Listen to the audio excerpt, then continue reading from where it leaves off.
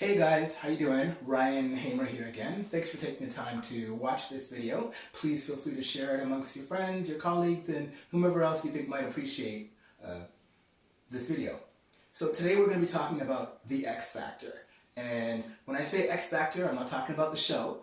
I'm talking about your ex-boyfriend, your ex-girlfriend, your ex-husband, your ex-wife, your ex-partner, your ex, essentially, and their impact on your today. They are your past, but you don't realize that they've helped shape who you are today and how you treat your partner going forward. A lot of times what happens is, and I mentioned this several times in other videos with respect to you carrying on characteristics from your X Factor, characteristics from your ex relationship, and situations from your ex relationship. You know, there are some situations where sometimes you're locked in that situation. Even though you've moved on to your new partner, you're still mentally locked, emotionally locked to a soul tie from that previous relationship. You know, I've heard of situations where there'll be an argument, somebody will be arguing with their new partner, and what they'll end up doing is they're screaming at that partner, they're into it, they're arguing and trying to express their point, and they end up calling the ex's name.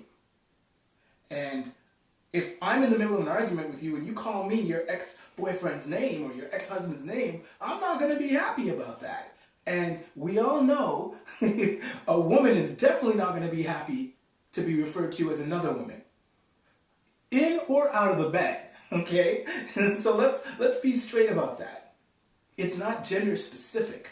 So what happens a lot is, and what people don't realize is that you are so tied to that last relationship, or that very painful relationship, or that relationship where you were so emotionally invested, whether you're financially invested, whether you have children in that relationship, whether you were with that person for a very, very long time. The fact of the matter is, when you're in that relationship for such a long period of time, you connect with that person on a spiritual level. You connect with them on an emotional level, on a physical level, and everything else in between. So things go south, as sometimes they do. That relationship doesn't work out. So you two split apart, and you do your best working on your heart, trying to rebuild yourself, trying to heal yourself, trying to find the you were before you got into that relationship.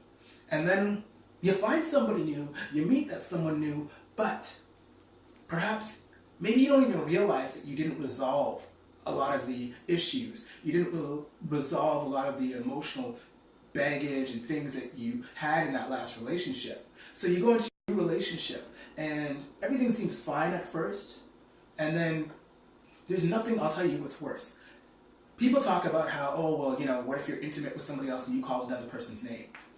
There's nothing, I'll tell you what's worse than that. Being in an argument with somebody and you call another person's name. When you call the ex's name, that X factor is indeed a factor. That X factor still has a hold on you. That ex, whomever they are, still have a hold on you. They might not be in the center of your heart, but they are still a part of your soul. And you've brought that from the old into the new. So you're in your new relationship, but you now come to realize that, hey, I didn't get counseling for the shit that I went through. I didn't get counseling for the drama that I went through. Maybe I was the aggressor. Maybe I was the abuser. Or perhaps the other person was. But when you carry that stuff forward into your new relationship, and especially when it's unresolved, that's where you're gonna have problems. So some people refer to these connections as soul ties. And you have to find a way to cut that tie. You have to find a way to let go of that connection. Because your relationship cannot move forward until you have. And if you still live in the past, your new relationship won't last. If you still hold on to the past, there's nothing that can help you pull yourself forward but you letting go of that wagon behind you. And it's full of emotions, it's full of baggage, it's full of issues, but you gotta resolve it, deal with it, sort it out, let it go. And if you're looking at your new partner, especially in the heat of anger, and still seeing your old partner, then you shouldn't be with that new partner. You should not be looking at someone new and still seeing the old. And there are people, unfortunately, that end up in situations, they end up in relationships where they are still trying to punish their ex whomever with their new person. And that's not going to work. Your new relationship won't flourish, and you won't be able to move forward. You won't be able to succeed and move into your purpose and embrace the warmth and happiness that you should if you're still caught up in the cold and sadness of your past relationship. You may have to see a counselor. You may have to seek psychological help. And you're definitely going to have to move forward. But you can't until you've gotten rid of the anguish, the bitterness, and you've allowed yourself to heal from the past. You have to admit that there is an issue. You have to admit and confront that there is a problem. A lot of times we say, no, I'm over that person. I'm done with them. They're no longer in my life. I haven't seen them in 10 years or 5 years or how many ever years, and I'm through it. There's no need for me to go back there. But you gotta understand, you're still holding on. And the worst thing about it is, you consciously say that you don't care. You consciously say that you don't think about that person, you're not involved with that person, you don't want to be with that person, but there is an unconscious connection. It's in your subconscious. And once you become consciously aware of your connection to the past, then you can release and remove the ties that bind from your subconscious. And you need to be aware of it, and you need to acknowledge that it's there. There's no need to be long, strong, and proud and feel like you've moved on and stuff like that. And there's no shame. There's no shame, because there are a lot of people that are going through emotional distress because they might have had an abusive partner. They might have had a relationship that they were in that really affected them on a deeper level than they care to admit. Once you were able to resolve that, acknowledge it, relate, release, and heal from it, then you can move on. And what you need to start by is acknowledging that with your existing partner.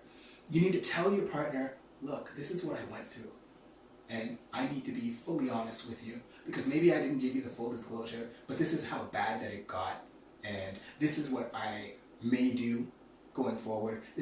I realize what I have done, and I think this is where it stems from. So can you help me help myself?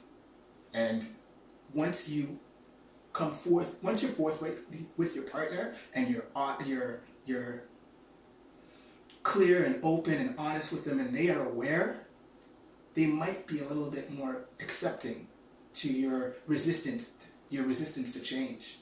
They might understand where it's coming from a little bit more. But if you don't acknowledge it and you don't tell them, like, hey, this is what I've been through, this is the pain that I'm going through, this is what's inside my heart, this is why when I close my eyes I see darkness, and when I open them I still see darkness. If they don't understand where this pain is coming from, there's no way that your relationship can flourish. There's no way your relationship can blossom. And there's no way that you two can come together as one. There's no way that you can heal together. So I appreciate you taking the time to listen to me today. Hopefully you found some value from this. Please feel free to leave me your comments. And as always, I know some of you won't agree with this. Some of you may agree with it. But leave a message and let me know. My name is Ryan Hamer, and I wish you all a great day.